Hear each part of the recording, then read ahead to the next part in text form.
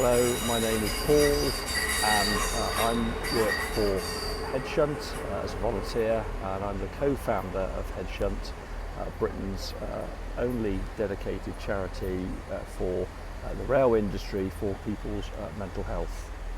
I'm making this recording this week to mark Men's Mental Health Awareness Week 2023, and the theme for this year's Men's Mental Health Awareness Week is taking stock. And effectively think about it as doing an MOT on yourself, but from a perspective about your mental well-being, which of course is so important to all of us for us to function well and work well within the railway family and within wider society. I suppose for me, I've worked on the railway for nearly 40 years now, and have suffered mental health challenges in that time, most of which was triggered by railway events within my career, but actually now I use that as a learning point, and that's what drove my wife and I to establish Headshunt, and why I choose to work to help people within the railway family be mentally well. And for me, sort of taking stock after the lived experience that I've got, which ranges from still suffering complex post-traumatic stress disorder to depression and clinical anxiety, but actually it is to reflect on where things stand, and actually be grateful that I'm so much better now, and hence if I can use my experience to help people in the railway family, then that's what I'll do. And in terms of how I am, is driven by the regular stock check that I take for myself to keep myself mentally well. And that doesn't mean, although I'm much better than I was, and I'm eternally grateful for that, that I still find, as we all will in the railway family, that there are still challenges that come along and can dent our cup of resilience that I believe that each one of us has. In my railway career, I used to have to attend train accidents, rail suicides, and deal with other stressful occurrences, and that over time led to a downturn in my mental health and well-being. But I'm happy to say that I was able to recover from that, and there are a number of tools and techniques that I use to keep myself well, and actually for this week I'll be reflecting on those, whether they're still right for me in terms of keeping me well. I suppose one of the things that I did after I was at my darkest moments in autumn 2020, when I questioned my very existence, is as a result of that and the medical and psychological help that I got from my GP and from a psychologist, is it caused me to build a safety plan.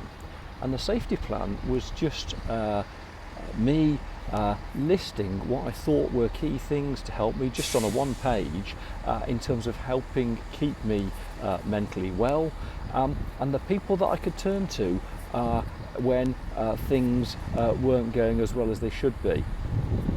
And that plan, now nearly 2.5 years on, I still find helpful to me and valid to me. And the plan was a template that I found on the Mind mental health website, and it just was a useful framework for me to list the things where I sort of took stock, and I regularly review where I am about what I need to do to keep myself well. And in terms of keeping myself well mentally, that varies across a fairly broad spectrum, and that ranges from regular exercise, taking time to reflect each week, and doing things that I know that I enjoy. And in terms of exercise, of course, a great form of exercise for keeping well mentally, of course, is walking. But of course, any exercise is good to help support your mental health.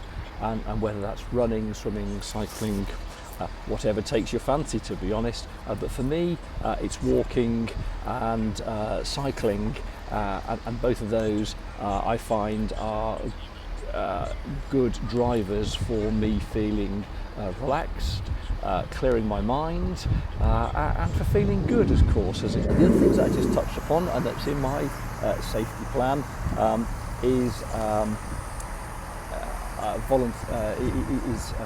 some hobby activity, so knowing what I like, and sometimes it pays to take stock, and so we can all use this week to take stock of doing what you like. And for me, having hobbies is really important, something I encourage in others, something that I encourage in myself, and I take time to paint for pleasure and do some volunteering, which I find both enjoyable and also crucially helped to garner a wider circle of friends. Just following on from yesterday's recording, which I made at Bristol Temple Meads very aptly because I started my railway career there nearly 40 years ago, is I talked about the importance as part of the mix of things to help stay well, about having a circle of friends. And of course that's so important to stay well, by having a circle of friends and family that can help you. And I find a mix of friends for me with different qualities. Some are quiet, unlike me, and are thinkers and can offer sort of wise advice, and others are gregarious and make me laugh. Although at the time I was my poorest in autumn 2020, I limited myself to how many friends I saw, which on reflection wasn't necessarily a good thing to do. But as I felt better, I started widening the contacts with my friends. Partly, of course, that was made difficult by the coronavirus restrictions, but then as they eased, it became easier. But the other thing that I learned that I share with people, and particularly when sometimes people say to me, well, I haven't got many friends, is actually it's possible to do something about that, and it's linked to one of the other things about keeping well. And I've found since 2022 that I've undertaken several volunteering activities, notably at some choirs, and my friendship group has grown and grown beyond what was imaginable 4 or 5 years ago. And then the other, so that's something that again makes you feel good, is singing, but also has had the unintended consequence of growing my friendship circle, which is wonderful. And then the other thing in terms of about friends, where I found my friendship circle has grown since I was at my poorest, is through some charity volunteering. So I volunteer a food bank and do some building maintenance to maintain the building where the food bank operates, and that has caused me to build relationships with people who are supportive of me, and actually I replicate that and I'm there for them as well. So yeah, just undertaking some other well-being things that are recognised to have positive impacts, like singing, but of course also it brings you other aspects like togetherness, but also volunteering, which of course is proven to make you feel well mentally because of giving something back to society, has actually had the effect also of increasing my friendship group. So I know I've got a lovely cadre of people with different qualities that I can turn to, aside from just regular friendships with them, and of course supporting them. Yeah. Welcome to the final video recording that concludes the film that I'm making for Men's Mental Health Awareness Week, and the wrap up for today on the last day of Men's Mental Health Awareness Week is really just a bit of a conclusion about the things that I've covered, and just a few other pointers. So I've talked about checking in on yourself and make sure that you stay well, and of course one of the things that was highlighted in Men's Mental Health Awareness Week this week was to do just that, to check in on yourself, do a form of MOT and see how things are going for you and whether you need to make any adjustments to your lifestyle. And aside from the things that I've sort of said this week and reflected back on, of course I've also self-reflected and undertaken my own MOT, and one of the things that I've found that I have changed this week, or starting this week, and I've reflected it in my personal safety plan that I talked about earlier in this film, is that I use one of these too much playing on my phone, and because that's can have a negative impact on you. Of course, it can also be good, but I say too much time on the phone can be bad mentally. So that's one of the positive outcomes for me this week. So I've reflected in my safety plan, and that's my plan that I keep to keep myself mentally well. Always keep a copy with me.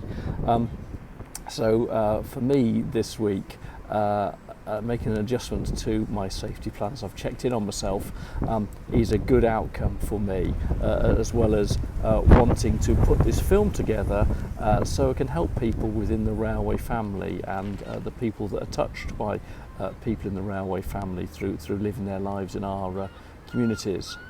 So I hope that the film has been useful for you and insightful, and if it makes you curious and want to go and look at other things, I talked about things like the Mind website has details of how to put together a safety plan for yourself to uphold your mental health, then that's great if it's done that. And check back in on us.